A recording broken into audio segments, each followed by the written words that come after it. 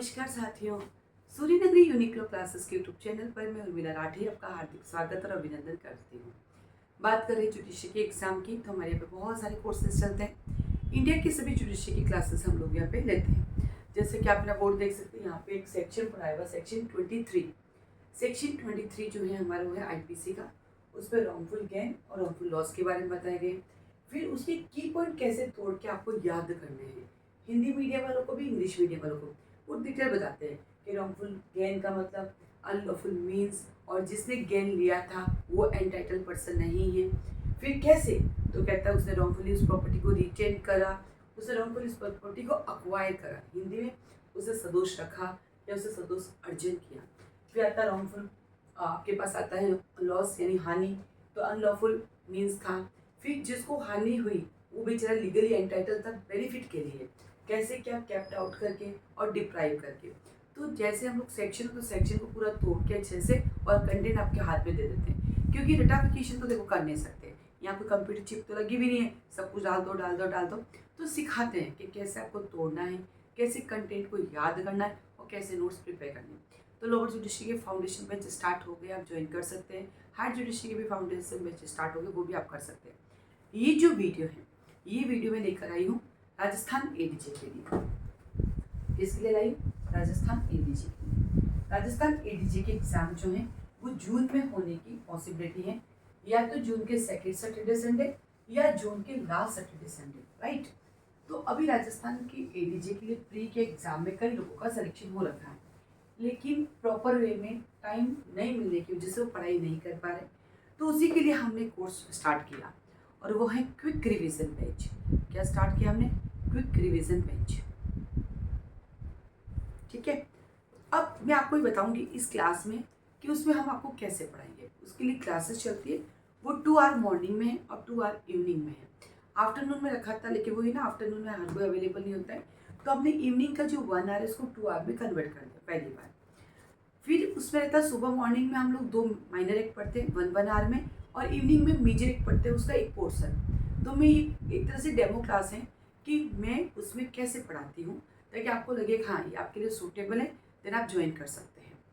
Quick revision batch जो है आपकी एग्ज़ाम तक चलेगा। एग्ज़ाम या तो सेकेंड सैटरडे संडे जून है या लास्ट सैटरडे संडे जून का होगा, तो उससे पहले कोर्स हो जाएगा। मान लीजिए अगर सेकेंड सैटरडे संडे आपको लगा नहीं है तो ऑब्वियसली आप छुट्टियाँ लेंगे, तो फिर 1 जून से आपका 3 टाइम क्लासेस चल जाएगा, मॉर्निंग में भी, आफ्टरनून में और इवनिंग में भी, ताकि जो मैं पढ़ा रही हूँ क्वेश्चन आंसर फॉर्मेट में वो सब कुछ आपके हाथ में आ जाएगा। साथ ही साथ क्लास के ड्यूरिंग हम लोग क्वेश्चन भी देते रहते हैं आप लोगों को, आप लिख के वापस हमें शेयर करते हैं। हाई जुडिशरी के लिए हमने व्हाट्सएप ग्रुप भी बना रखा है, ताकि उसमें आप शेयर कर सकते हैं क्या है नया, क्या केस लॉज आया है, उसके बारे में आप बता सकते हैं।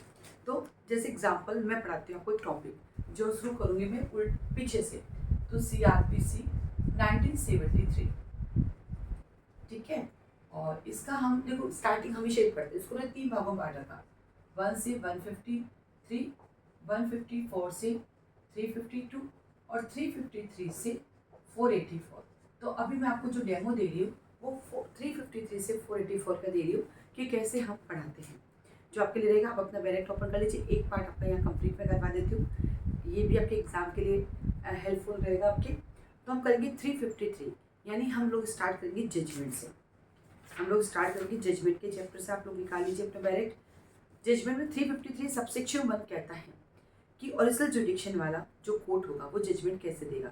तो सबसेक्शन 1 का आप की पॉइंट लगेंगे ओरिजिनल जुडिक्शन, उसमें A में लिखा हम आपको देख देंगे, B कहता है हम आपको पढ़ के सुनाएंगे, और 3 कहता है, C पॉइंट कहता है कि प्लीडर और उनके जो अक्यूज्ड है उनको कॉपी दे दी जाएगी, प्लीडर को दे दी जाएगी। और यदि प्लीडर और अक्यूज्ड वो लैंग्वेज नहीं समझते हैं तो उस लैंग्वेज में समझाएंगे जो लैंग्वेज वो समझते हैं। सबसेक्शन 2 में टाइटल लगाएंगे कि शॉर्ट हैंड में लिखा जाएगा जजमेंट। सबसेक्शन 3 में आप टाइटल लगाएंगे, उस पर सिग्नेचर किए जाएंगे, उस पर डेट लगाई जाएगी। सबसेक्शन 4 में लिखिए कॉपी आपको जो है निःशुल्क दी जाएगी जजमेंट की। 5 कहता है यदि कस्टडी में है तो उसको लेकर आओ। ये जो 5, 6, 7 है ये आरजेस मेन 2022 में आया था कि यदि अक्यूज्ड की अब्सेंट में जज साहब यदि जजमेंट सुनाते हैं तो उस जजमेंट की क्या वैलिडिटी रहती है। तो यहाँ पे दिया रहा है कि कस्टडी में तो ले आओ। 6 कहता है यदि कस्टडी में नहीं है और मैटर अवेलेबल था नहीं आ रहा है, यदि उसको एक्विटल किया जा रहा नहीं है तो उसके अब्सेंस पे भी सुनाया जा सकता है। और अगर उसको पर्सनल अपील से छूट दी गई तब भी उसका एब्सेंट सुना जा सकता है। प्रोवाइडेड कहता है मोर देन वन अक्यूज्ड है, तो उस केसेस में यदि सारे अवेलेबल नहीं है तो भी आप सुना सकते हैं। और 7 कहता है कि जजमेंट देते समय यदि छोटा मोटा कोई एरर रह जाता है तो उससे कोई फर्क नहीं पड़ता, यदि जजमेंट सही है तो आप अनाउंस कर सकते हैं। तो 7 में लिख दीजिए कोई निर्णय जो है इलीगल नहीं माना जाएगा। और नंबर 8 में लिखिए सेक्शन 465 की प्रोविजन पर इफेक्ट नहीं डालेगा। यानी मैंने क्या किया, 353 आपको पूरा समझा भी दिया और सबके कंटेंट जो की पॉइंट है वो आपको हाथ में दे दिए, क्योंकि ये है क्विक रिविजन बेंच और सॉरी क्विक रिविजन बेंच। गला खराब हो रखा है, उसका रीज़न है ये लू और कंटिन्यू चल रही है, ठीक है। तो इस केस में क्या क्या आपके पास पूरा सेक्शन का जिस्ट पता चल गया, की पॉइंट आपके पास आ गए। 354 ये भी मेन एग्जाम का क्वेश्चन है, जजमेंट की लैंग्वेज क्या होगी, उनके कंटेंट क्या होंगे। सबसेक्शन 1 कहता है कि जजमेंट की language and content. Number 1 underline कीजिए, कोर्ट की लैंग्वेज में होगा। नंबर 2 अवधारण के लिए प्रश्न होगा, उन प्रश्नों का विनिश्चय होगा, उनके रीजंस लिखेंगे। जब भी कोई जजमेंट लिखते हो, कोई डिग्री लिखते हो, अपील में कोई डिग्री लिखते हो, सबके कंटेंट यही होते हैं कि अवधारण के लिए क्वेश्चन क्या है, क्वेश्चन का आपने डिटरमाइन किया है, उसके रीजंस के सब जगह आपके काम आएगा। देन सी कहता है कि कौन से सेक्शन में कौन से क्या बोलते हैं एक्ट के तहत पनिशमेंट मिली है वो लिखेंगे। डी कहता है कि यदि हमने आपको एक्विटल कर दिया, दोष मुक्त कर दिया है, तब भी हम बताएंगे कौन सा सेक्शन के तहत दोष मुक्त किया गया है। सबसेक्शन 2 में लिखेंगे कि जहाँ ये डाउट है कि कौन से सेक्शन में आपका ऑफेंस बनता है, तो वो दोनों धाराओं को प्रिस्क्राइब करेंगे। सबसेक्शन 3 में लिखिए कि जहाँ कहीं पर भी डेथ सेंटेंस और लाइफ इम्प्रिजनमेंट दोनों दी गई है, जैसे सेक्शन 302 वहाँ लिखा डेथ सेंटेंस भी मिलेगी आईपीसी में और डेथ लाइफ भी मिलेगी, और वहाँ पर आपको डेथ चुनते हो तो आपको रीज़न लिखना पड़ेगा कि आपने लाइफ क्यों नहीं चुना, डेथ क्यों चुना। सबसेक्शन 4 कहता है कि जहाँ कहीं पर भी पनिशमेंट अंडरलाइन कीजिए 1 साल या उससे अधिक के लिए दी गई है और आप 3 महीने से कम की सजा देते हो, तो रीज़न लिखो 3 महीने कम क्यों दिए। तो कैसा हमारा कानून है, ज़्यादा दो तब भी रीज़न लिखो, कम दी तब भी रीज़न लिखो, दोनों कंडीशन में रीज़न तो आपको लिखने पड़ेंगे। सबसेक्शन 5 आपको तब तक लटकाया जाएगा जब तक कि आपके प्राण नहीं निकल जाते हैं। सबसेक्शन 6 बताता है कि इन सेक्शन के तहत ऑर्डर पास किया जाता है 117, 125, 145, 147 एटसेट्रा, क्योंकि पूरा जजमेंट राइटिंग आती है इसमें, ये सिर्फ यही सेक्शन है जहाँ पे ऑर्डर राइटिंग है, ठीक है। देन आता 355 नहीं पढ़ना, ये मेन एग्जाम का क्वेश्चन नहीं बनता, लेकिन इसकी पर्टिकुलर्स है इसलिए हमें देखना होता है। पूछ सकते हैं आपसे कि मेट्रोपोलिटन मजिस्ट्रेट जजमेंट कैसे लिखेगा, तो देखो पर्टिकुलर्स आपको देखना है। मैटर का क्रम संख्या क्या होगा, डेट क्या होगी, कंप्लेनेंट है उसका नाम, अक्यूज्ड का नाम, उसके पेरेंट्स का नाम, उसका रेजिडेंस, अपराध कौन सा उसने किया है, क्या उसने प्ली की है, उसकी एग्जामिनेशन हुई है, फाइनल ऑर्डर क्या है और ऑर्डर की डेट क्या है। और 373 और 374 सबसेक्शन 3 के दिन अंतिम आदेश को जब कोई अपील होती है तो उसके बारे में आपको शॉर्ट पे लिखना है। तो इस पर्टिकुलर की वजह से मेन में आ सकता है, अन्यथा नहीं। 356 पे कोई क्वेश्चन नहीं बनता है। सेक्शन 357 जो है वो वेरी इंपॉर्टेंट है। 357 के अंदर मेन का क्वेश्चन भी बनता है और साथ में डायरेक्ट मेन का डायरेक्ट क्वेश्चन बनता है और प्रॉब्लम बेस्ड क्वेश्चन बनता है, ठीक है। क्वेश्चन पूछा जा सकता है कि जिस ऑफेंस के साथ फाइन ऐड नहीं है तो क्या उस ऑफेंस के लिए अलग से कंपनसेशन लगा सकते हैं, क्योंकि 357 हमें बताता है कि जो फाइन इम्पोज किया जाता है उस फाइन को कहाँ पे यूज़ किया जाता है, और फाइन के अलावा भी कंपनसेशन इम्पोज कर सकते हैं, कुछ प्रोविजंस हमें दिए गए। लेकिन जहाँ पे फाइन नहीं है तो फिर खर्चा कहाँ से निकालेंगे, तो उस केसेस में जो है हम क्या कर सकते हैं, अलग से कंपनसेशन लगा सकते हैं। एग्जाम्पल आईपीसी सेक्शन 304B डावी डेथ आप पढ़ेंगे तो आप देखेंगे कि वहाँ पे क्या नहीं है, वहाँ पे फाइन इम्पोज ही नहीं है, तो फिर अलग से कंपनसेशन लगा सकते हैं। 357 सबसेक्शन 1 कहते हैं फाइन का कहाँ यूज़ करेंगे। नंबर ए प्रोसिक्यूशन में जो खर्चा आएगा, नंबर बी विक्टिम को कोई लॉस या इंजरी हुई तो वहाँ करेंगे, और यदि कोई सिविल केस भी है तो सिविल केस के रूप में, सिविल केस की अगर रिकवरी के रूप में करेंगे। सी कहता कोई डैमेजेस हुआ है तो वहाँ पे होगा।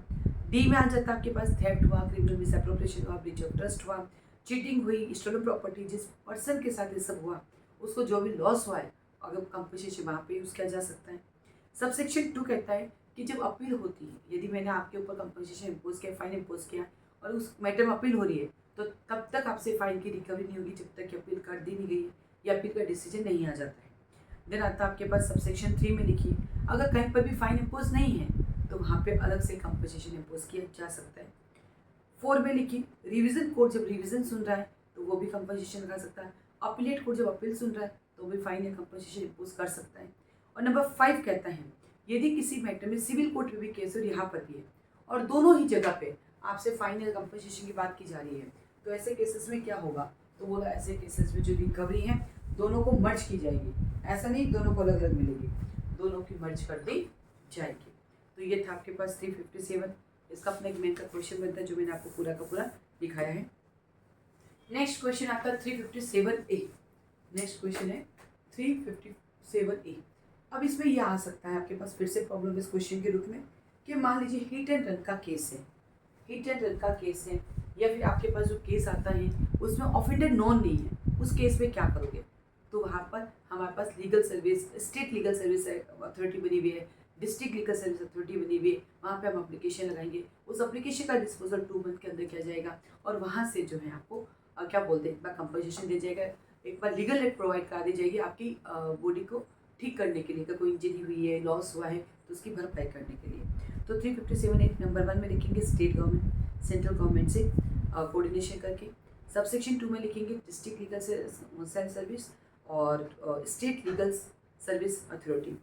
3 में लिखेंगे आप रिहेबिलिटेशन करवाना, पीड़ित का रिहेबिलिटेशन कराने के लिए कंपनसेशन देना। 4th में लिखेंगे जब पता नहीं है कि ऑफेंस किसने किया है तो इस केस में वो एप्लीकेशन लगाएगा। और 5 में लिखेंगे इस एप्लीकेशन का डिस्पोजल 2 मंथ के अंदर अंदर किया जाएगा। सबसेक्शन 5 में आता है उसकी मेडिकल करवाई जाएगी।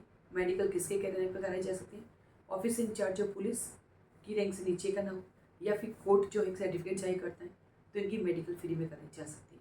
तो ये भी अपने आप में एक मेन एग्जाम का क्वेश्चन है। डायरेक्ट क्वेश्चन भी आ सकता है, प्रॉब्लम क्वेश्चन भी आ सकता है। देन 357B, 357C, 358 प्री के क्वेश्चन है, मेन के नहीं है। 359 भी प्री के क्वेश्चन मेन के नहीं।